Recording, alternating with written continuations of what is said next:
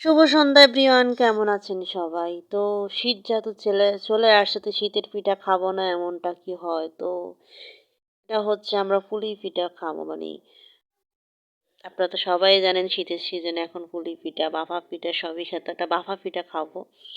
তো আমরা যে গুড় গুড় করে নিলাম, গুড়, নারকেল আর সুজি দিয়েই ভাপা পিঠা বানাবো।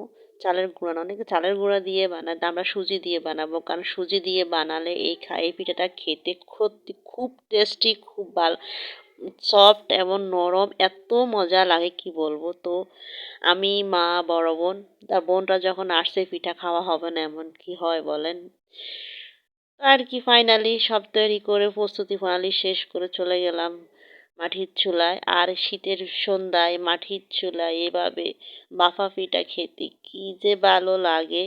আর যদি পরিবারের সবাই থাকে, একদম ভালোবাসা মিশে থাকে সব জায়গায়, প্রত্যেকটা অঙ্গে অঙ্গে। তো যাই হোক, এই যে পিঠা ফাইনালি হয়েছে,